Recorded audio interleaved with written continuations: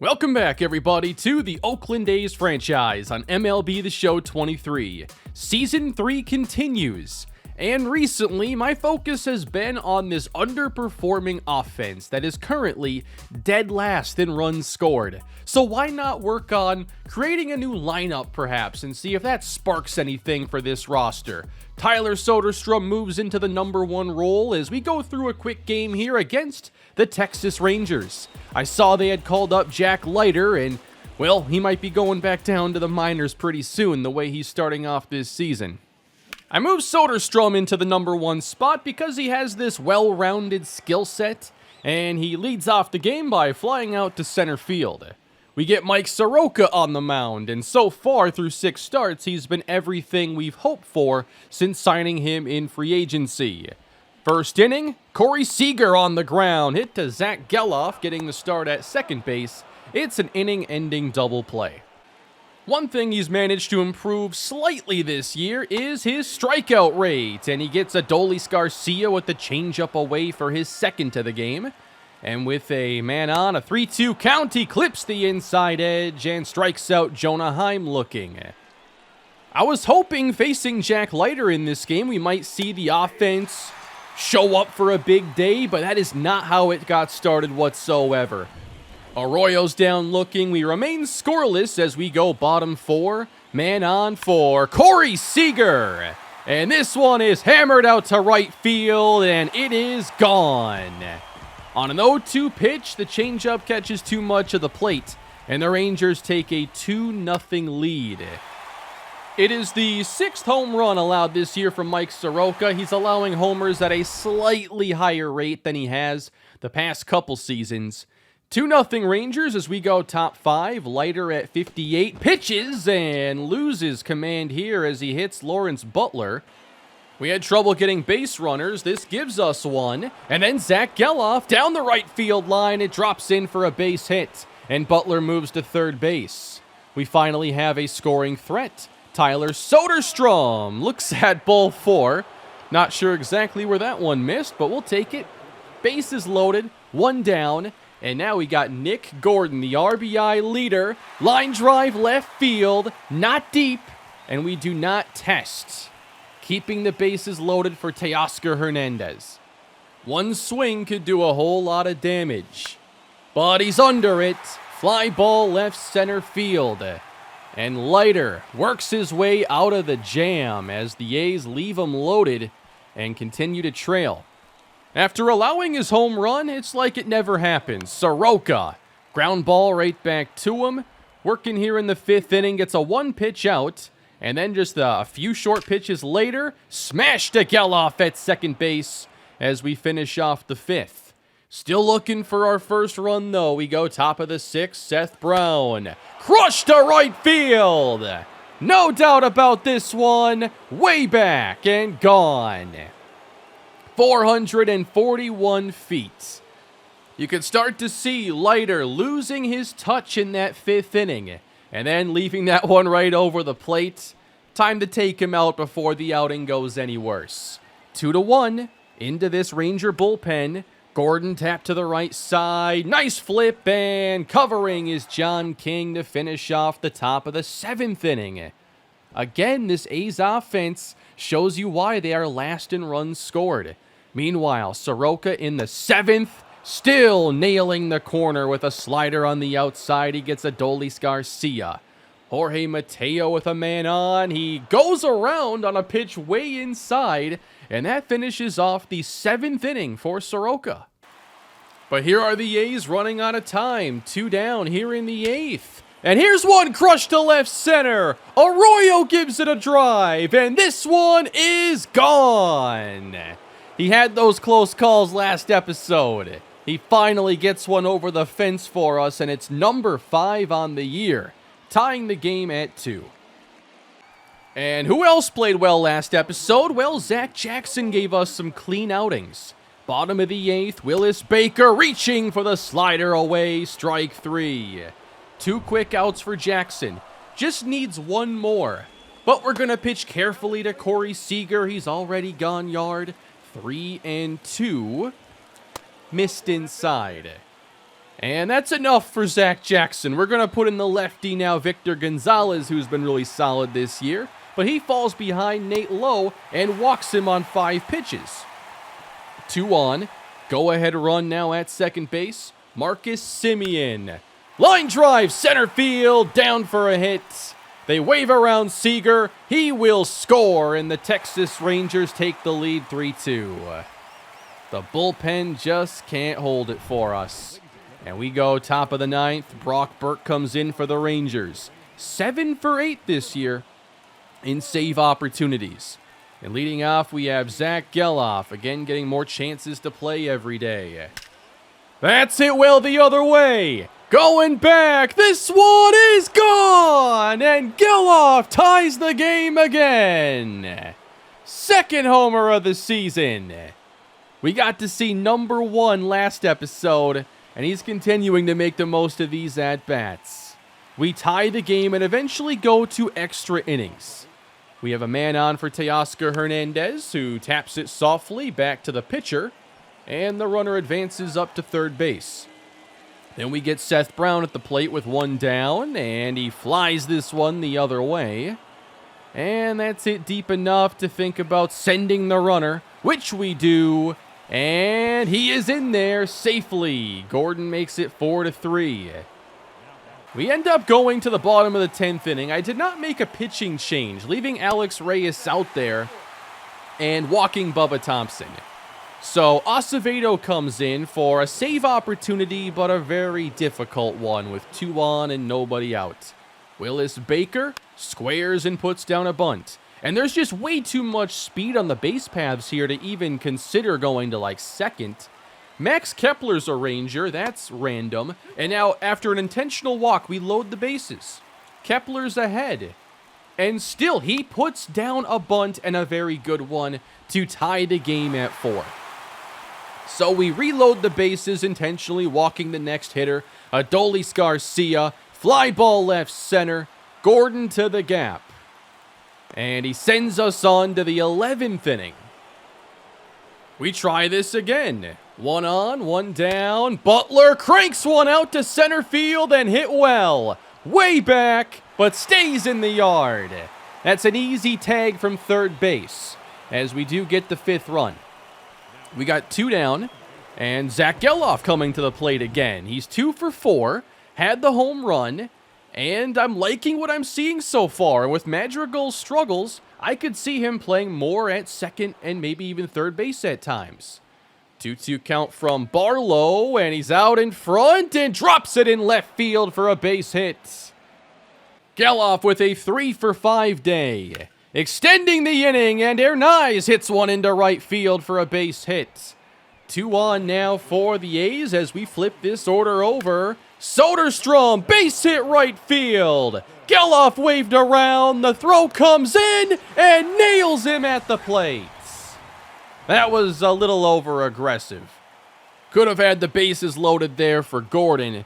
So instead it's a 1-run game. We go bottom 11. Acevedo stays in. Base hit left field from Jonah Heim. But it was a line drive, and Gordon will nail the runner at third base. On the line drive, he had to freeze. Once it got through, he decided to go on to third base. That hesitation cost him the chance to move up 90 feet. So now, you like this situation a lot more. Popped up by Josh Young. He's frustrated. And Seth Brown puts it away. All up to Jorge Mateo. 0 for 4. And Acevedo starting to lose his command. 2-0. Mateo waves that one way low. And the 2-1. Acevedo finds the zone. 2-2. Struck him out. The game is over. And the A's win it in 11, 5-4. An exciting game with the offense really showing up late. We hit a few home runs, and we got a couple nice rallies going. Still, we have a long way to go, but I feel like making some changes to this batting order may give us a chance to have a bit more success going forward. And it certainly helps to see a guy like Zach Geloff go 3 for 5 and maybe show he should be an everyday player. I'm taking a look at our best performers this year with runners in scoring position, and Tyler Soderstrom has hit .370 despite a batting clutch of 47. I'm hoping that's a rating that we can notice get better throughout the year if certain guys are doing well. I don't know, like Arroyo, his clutch is going down one, and he's hitting .353. I think it's a little bit unreasonable to ask for more than that. But I guess I was feeling like I wanted to make some sort of change to this batting order, and then with Gordon's clutch being so good and being a reliable RBI guy, maybe it makes more sense to hit him a little bit lower rather than be the leadoff guy that other guys struggle to drive in. I did see some feedback about moving Seth Brown maybe into that role, but I'm going to try out Soderstrom because I just think he's a well-rounded player, and he offers I think a lot of upside in this role. So he's only played in 84 career games to this point, but compared to last year, he seems to be continuing his upward trajectory. And as long as Zach Geloff is going to stay hot at the plate, we are going to move him into this order and let him take this chance and run with it. Joe Michael just made another start down at AA, and we could not give him any run support, so he does take the loss, but goes 7 more innings, allowing just 1 and 7 strikeouts. Michael has now pitched 6 games down at AA and has been as dominant as I think you could expect. I'm interested now in him getting some starts at the AAA level. Let's get a scouting update in. I haven't really been talking a lot about individual players yet, but we should have some pretty good information. Cleveland Haynes, shortstop. We have him at number 19 on our board. And as we continue to scout him, the contact skills look really solid. He's only 18 years old, so there's a lot in his skill set you can't be too sure about, but there is a lot to like. We have all these relievers who nearly have complete or do have complete scouting reports. And I feel like we're going to have plenty of options for getting multiple in this class. And with one more session, I think we'll have those finished profiles. Here is Eloy Lantigua from Puerto Rico.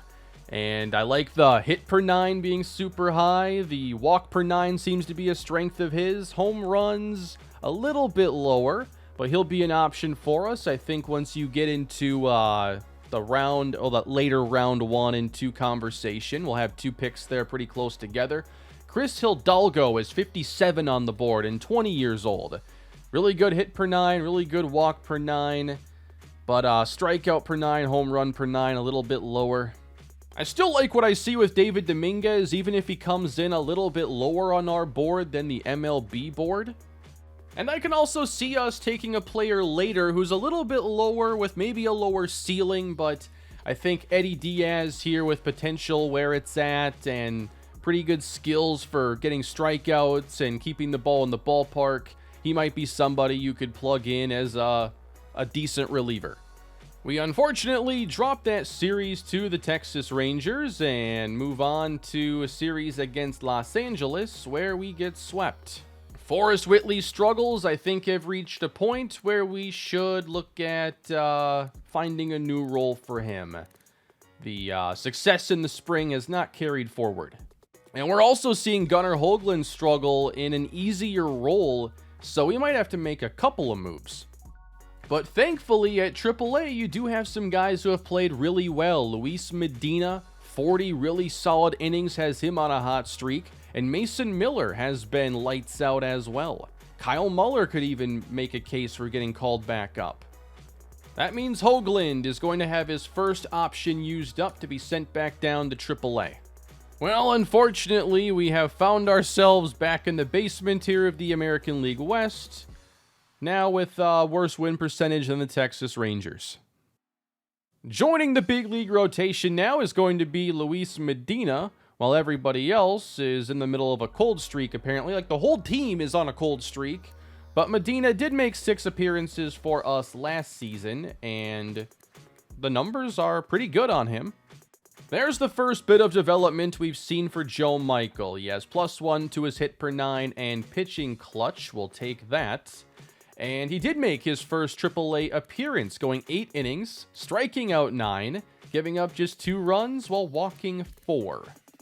We just lost 8 days straight.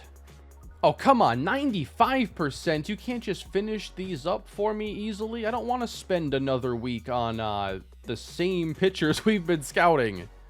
But this should catch everybody's attention. 72nd ranked Edgar Gonzalez is actually number 3 on our board. Velocity. Okay, his velocity is going to be very good. And his strikeout upside could be there. So he's an intriguing player. Antonio Santiago comes in almost 100 spots higher on our board than the MLB board. We like the walk per 9, the strikeouts per 9. Yeah, there's definitely some upside here, but he does not have much velocity whatsoever. Sounds like a submarine pitcher that throws an 83-mile-per-hour sinker. And then we're focusing on some of these shortstops here, and this is the recent data we were able to pick up. I feel a little bit behind in trying to find good information on these shortstops and third basemen, so I might just start pivoting now and using both of our top scouts to get as much here as we can. So now we're going to get some information on the Central Region third baseman, and that's going to allow us to get more data on Joseph Farr, who could be in contention for that first round pick and projects to have some serious contact skills. Here's an interesting player we've got to get some more info on. Drew Thompson, not even ranked on the MLB board, but 61st with us so far. And where things look right now, there's potential for him to have a lot of really good skills all over the place. We're playing much better baseball this week, thankfully, having a 4-1 stretch. And meanwhile, Joe Michael continues to pitch really well. We have a couple more ratings going up for him now. He's pitched twice, 14 innings total, 10 hits allowed, 6 walks, and still striking out a lot of hitters. I saw this requested in one of the last videos, and I would like to have a player lock game now with Luis Estrella. Yeah, the home runs really aren't there right now. We're not seeing a lot of movement rating-wise with him, but I'm still very intrigued with his skill set to be a contributor, a role player at the major league level. He's still hitting all right. The average and on base have come down for him, and he's unfortunately a negative WAR player at the moment. We expected to see a bit more power. I mean, the ratings are in the 60s, and he's playing in the minors, so you just assume that would come around. He only has 8 extra base hits on the season. But look at his last 6 games. He's hitting for average, 360. Full count now with the last 3 missing to Estrella. Out in front, strike 3. Estrella is an interesting player. He has some hitting ability. He's also extremely fast, but he has abnormally low durability, doesn't have the best defense, so he projects best as honestly a really fun bench player that you can use as a pinch runner or as a pinch hitter if you need just a quick boost with power. But as an everyday player, I don't think he fits great. So I think that limits his ceiling a little bit, especially if we have a very competitive bench.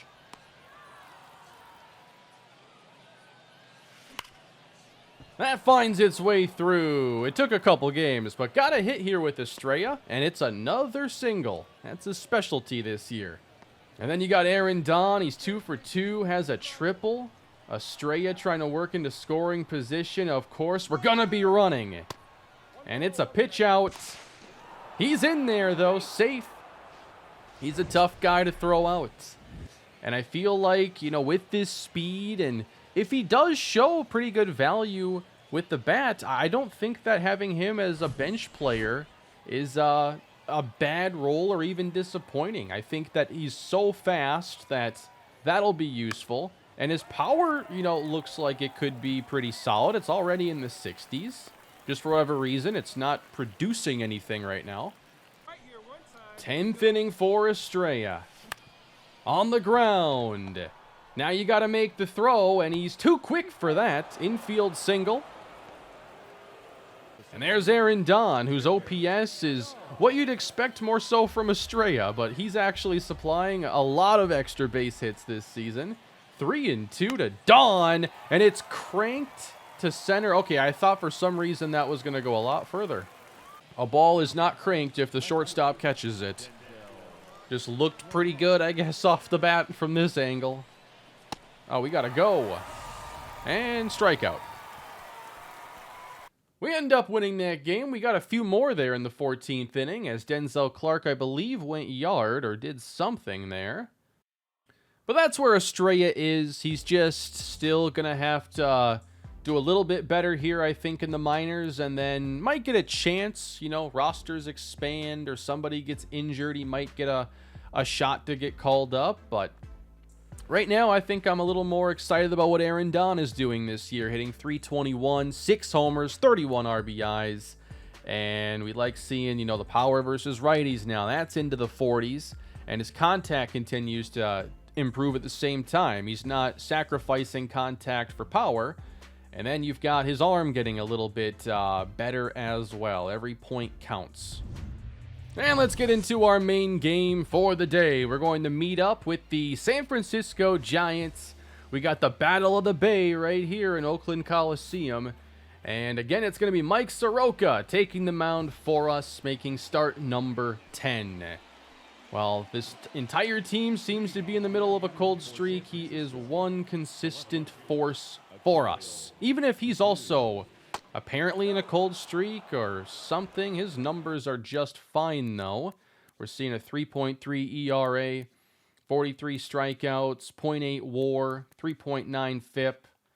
I don't know why I ever said cold streak. He's steady. And we open against Akil Baddoo. And that's a concerning way to start the game. There's a strike to Luciano. Maybe we can get ourselves a quick ground ball and forget about the walk. As Luciano Holt. Just off the outside corner, and the count goes 3-2.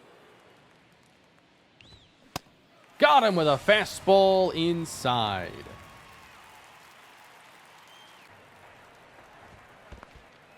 Uh-oh, Soderstrom recovering, and that could have gotten even worse. Runner moves up to second base. 1-2. Again, it gets away from Soderstrom. So, Shea Langoliers has had his struggles. He's a good defensive player. His bat is struggling right now. And Soderstrom, he's just not in a place where he can reliably play catcher often. So he doesn't block well, doesn't have the best arm. He is a hitter for us right now. How'd he let that go? Well, the fastball gets the job done, and now we got 2 down. Soroka a little bit more reliable getting strikeouts than I expected him to be. 12 balls, 12 strikes here in the first inning. Trying to finish it off. Held back on the changeup, and now a full count. Another walk. Yeah, he's running up his pitch count here in the first. We're looking at nearly 30 pitches at this point. There you go, clipping the outside. We got 0-2 on Naquin. Does he go? Yes, he does. The top of the first is finally over. Jack Flaherty is now a Giant in this series, and it looks like he's pitching pretty well for them. I have again adjusted this order. I put Seth Brown number 1. He's not doing great with runners in scoring position, so let's just continue to mix things up. He's hitting .221.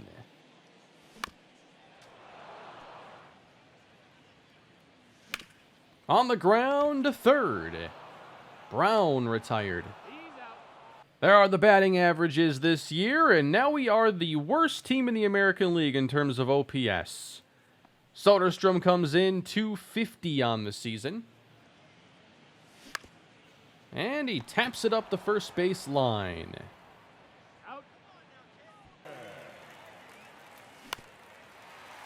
Right over Flaherty and through. A base hit for Gordon. Hernandez in the air left field. Going back. Off the wall. Gordon waved around third base.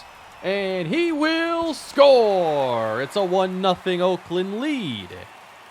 Hernandez with his 9th double of the season. Now let's see if we can get Soroka on track with a much quicker second inning. Got him looking. Every out Soroka is recorded is via strikeout. He's got 2 strikes on Jason Vossler. Lifted for Gordon. Finally one put in play by the Giants. But he's back to the strikeout to close up the second inning, and he has 5. Zach Geloff hitting .230. Not exactly playing great here in the simmed action today. Was hoping to see him continue some of that momentum. But 5 extra base hits, and I think you've all seen most of them. And he's played 22 games now. Hitting .230, .284 on base percentage. Overall, pretty underwhelming numbers. Nothing really stands out. Lifted to right center. With carry to the gap, it is run down. Ooh, these numbers catch your attention, though. 364 for Connor Capel. But how many at-bats has he gotten? 11. That doesn't count. Might be good enough to earn some starts, though, the way this offense is performing. Or isn't performing. And it's jammed over to short. Line drive, right field. Anderson reaches.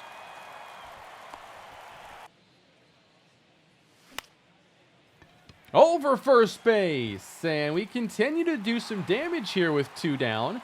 That's a hit for Madrigal. And now the lineup flips over. That makes it 4 hits with 2 outs, and now gives Brown a chance. Ooh, that was a nice one. And now a 3-2 count. We can send Madrigal. Ooh, out in front of that fastball. And he walks. They're loaded up for Tyler Soderstrom. Ooh, the curveball. I wanted it. Soderstrom the other way. Hit well, going back, but run down on the track. Flaherty avoids danger.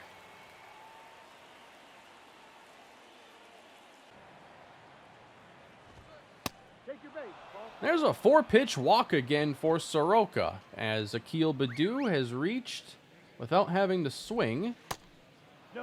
Yeah, his control is definitely not where it typically is. The fastball, he's supposed to have all this confidence in it, but I don't think he's locating that or the sinker well at all. Or the changeup. Cutter can't find the zone. I don't know what's going on. It's just kind of a strange outing for him. That's back-to-back 4-pitch walks. And then he finds the zone, and it's over the plate. Belted to left, back, and gone. 3-run homer for Mitch Haniger. Number 8 on the season. I could feel that one coming with the way he couldn't find the zone. I knew once he did, it was probably not going to be a good strike.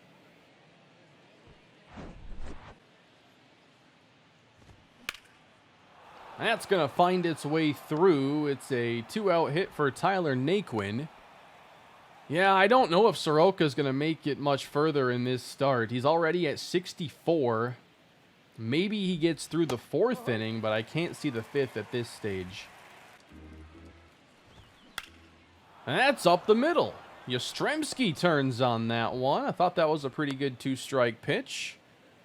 I don't know, is 3 innings all we get from Soroka? We'll take that one, thank you. We still got to make it out of his 3rd inning, too. And now we go to the inner 3rd, and that should have just been a strike. Right back to him this time, and the 3rd is over. But I think the bullpen's going to get a lot of action in this one. Soroka picks up a strikeout here to open the fourth. At this point, it's now just about, can you get us one more at bat? All right. How about one more than that? Until it doesn't work. He's now thrown 9 consecutive balls to Akil Baddoo. There you go. Break the streak. But falling behind all over again, we're staring at a potential third walk. 3-1. He doesn't hit the inside corner, and that is a third walk and probably his last batter here. I don't think I'll let him face Mitch Haniger again. Geloff from across the chalk makes the throw, and it's 4 innings for Soroka.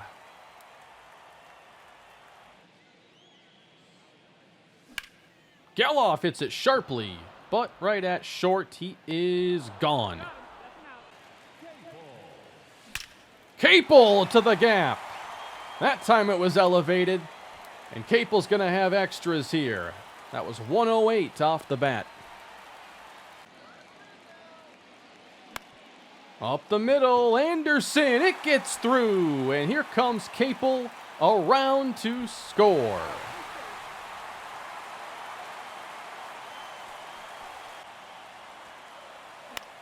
And now to right field, we continue to rally, and I'm turning back to second base, but not back in time.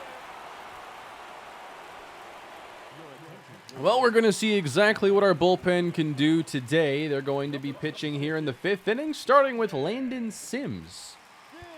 And a tough matchup here with the first batter. But a 3-2 game now. There's a good slider. Just could not get the command down with Soroka. Normally he's around the corners and controls things well. He got strikeouts, but it just wasn't a good outing. Even with the 6 strikeouts and allowing 3 runs.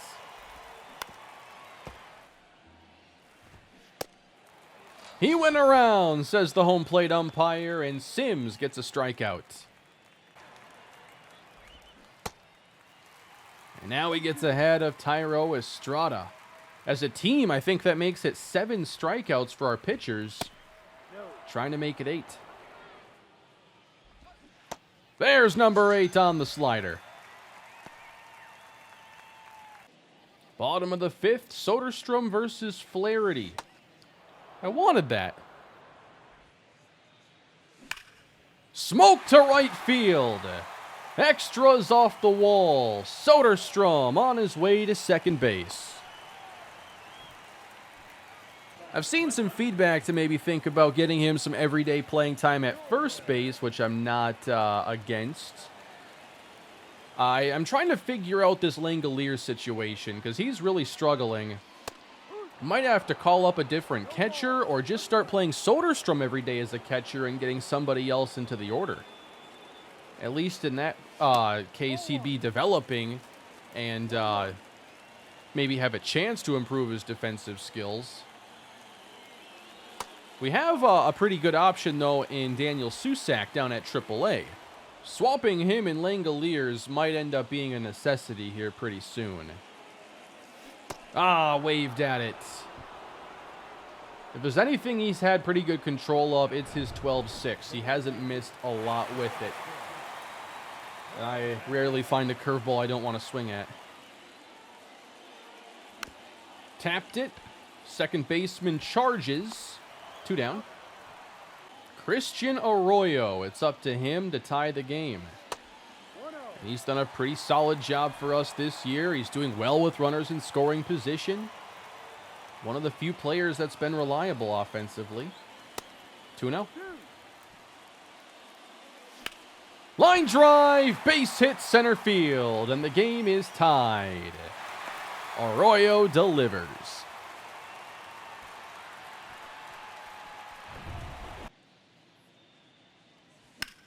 And that's a line drive to right as Zach Geloff reaches on his first hit.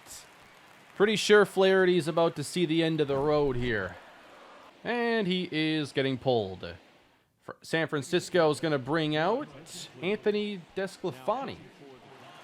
A chance now for Connor Capel with 2 on and 2 away. And he popped it up just a bit late. But hey, we're all tied up. We're into the bullpens. We'll see what these last few innings bring our way.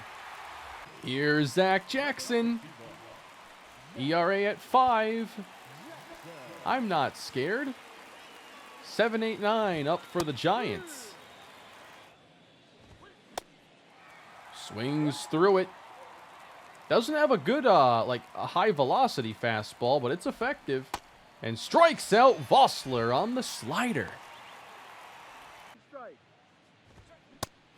He's late at 93.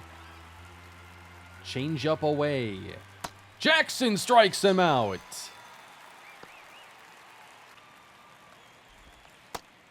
And he quickly gets ahead of Joey Bart.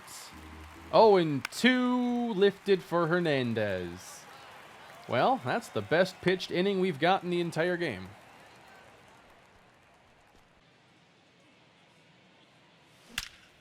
Seth Brown, left center field. I don't know why we continue to hit well with 2 outs, but that is our 12th hit of the game. Soderstrom hit a pretty hard double his last time up. What has he got this time?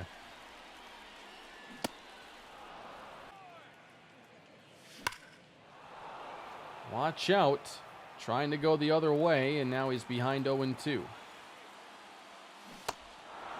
Waved at it for strike 3, and we stay tied. And welcome to the 7th inning. Jackson is going to stay out there, at least initially. Akil Baddoo has walked 3 times.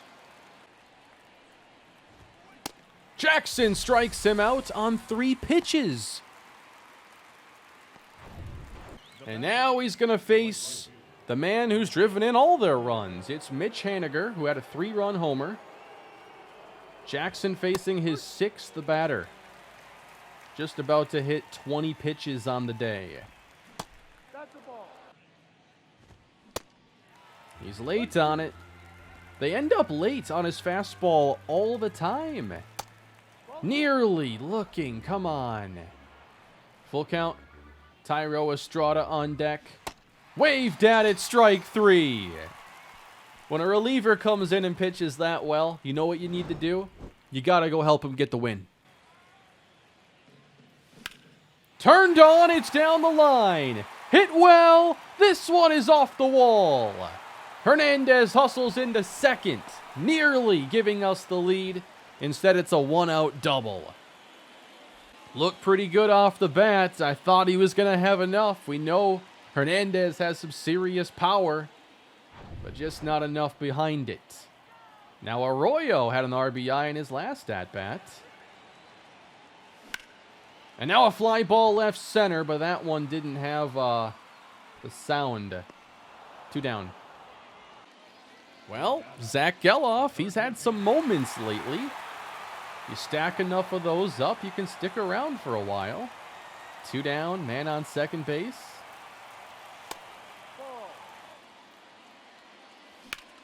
Line drive, out at second.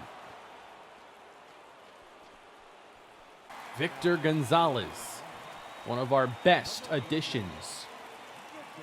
A little bit tougher matchup here in Estrella to open, and then a couple lefties. Hopefully this goes smoothly.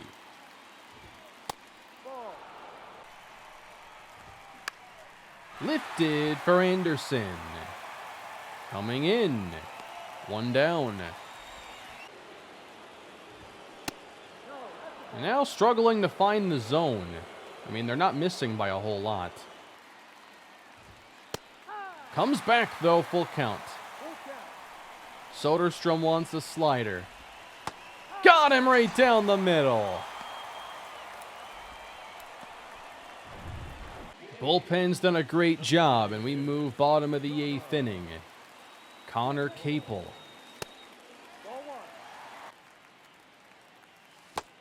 Three and 1. Desclafani, big pitch here. And he walked him. Anderson has a pair of hits. And now a line drive to right field. Into the corner. Capel on his way to third. He'll hold up there, and Anderson is in with the double. We got 2 in scoring position. Nobody out. Madrigal. A chance to put us in front.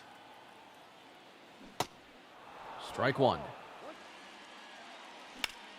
Line drive center field. That gets down. We'll send home the second runner. And he is safe. A 2-run single for Nick Madrigal. That second one was a little too close for comfort. But it's got to be a perfect throw to get him. Here's a better angle. Yeah, Joey Bart a little late there trying to turn around with it. Looked really close from that previous angle. So we're already up 2. Acevedo is getting warm.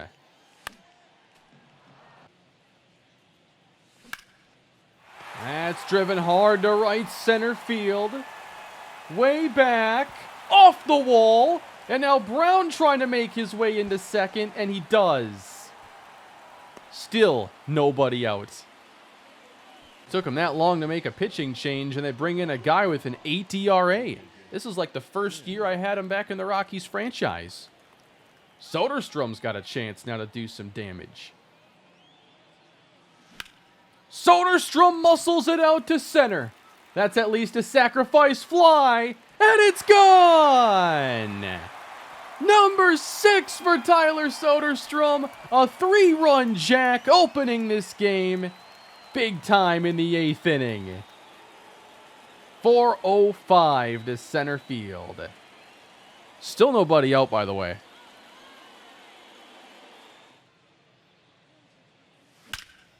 Oh boy. Arroyo dead center. Given a ride. Off the fence and over. It's gone. Number 7 for Christian Arroyo. Making up for some of those close calls last episode.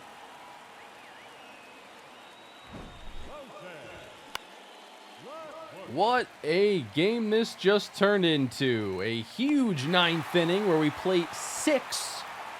Now has us not with the closer, but with one of our more struggling relievers, Jose Leclerc. And they're just continuing to pop up.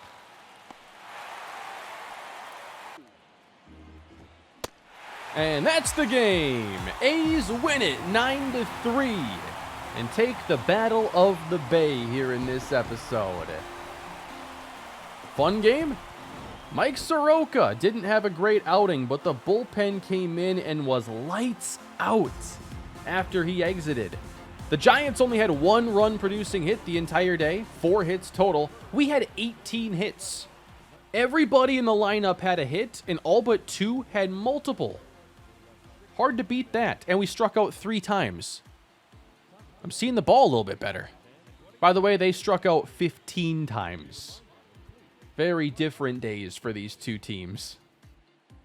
Very nice game for Tyler Soderstrom, and maybe next episode we start to play him a bit more as the everyday catcher. Shea's struggles have just reached a pretty rough point, and it's probably about time that he gets some AAA at-bats to hopefully rebuild. We improved our batting average today as a team. We're up to 25th, and in terms of runs scored, yep, still last. Still plenty of work to do here with the A's as we sit at 18-28 on the season, halfway to the draft here in Season 3. But leave your thoughts down below. What did you think about changing up the lineup today? Are there further changes I should look into? I think we'll have Shea going down next episode, and we'll see what else it'll bring. Thank you all for watching. Please leave a like, subscribe, and have a great day, everybody. See you next time.